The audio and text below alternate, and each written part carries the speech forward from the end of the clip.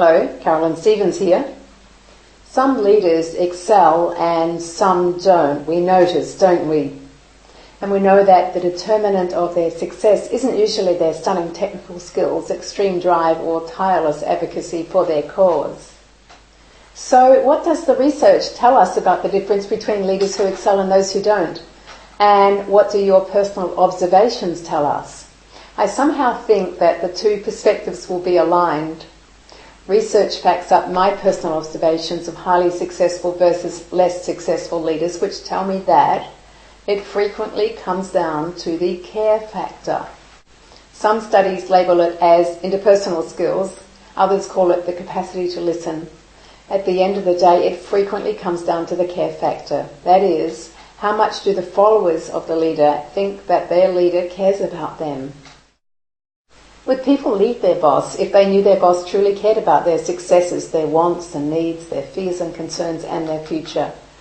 If they had that sort of boss, the probability that the team member would take flight would unquestionably diminish. Well, let's audit how you might be perceived on the care factor scale. Let's make sure you're not one of those bosses that team members leave because the care factor isn't intense enough. How do you think you fare when you're measured on these three care factor practices and behaviours? First is listening. That is, listening as if your team member is the only person in the room. There's consensus across the board that one of the vital interpersonal skills that separate the less than great from the great is listening. And we're talking here about listening to what's being said without formulating your response. Listening that demonstrates that you genuinely care about what they're saying, and listening like your team member is the only person in the room. Second is being consistently interested, rather than an on one day and off the next sort of interest.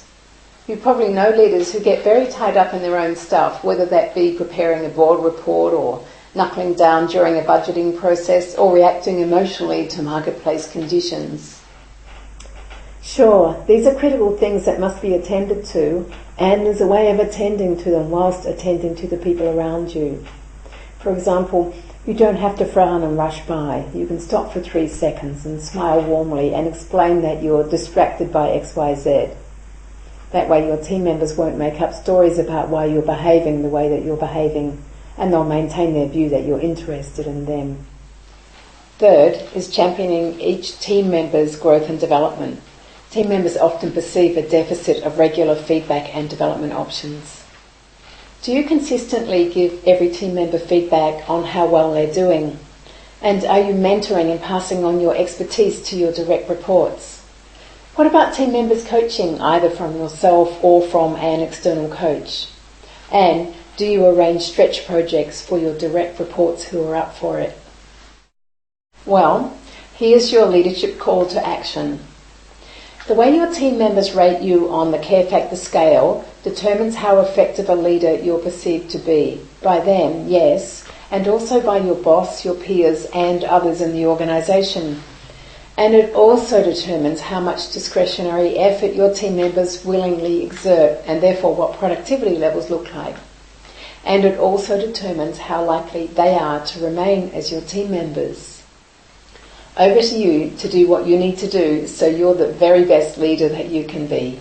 Call my helpline, Carolyn at leadingperformance.com.au, if you'd like support with this.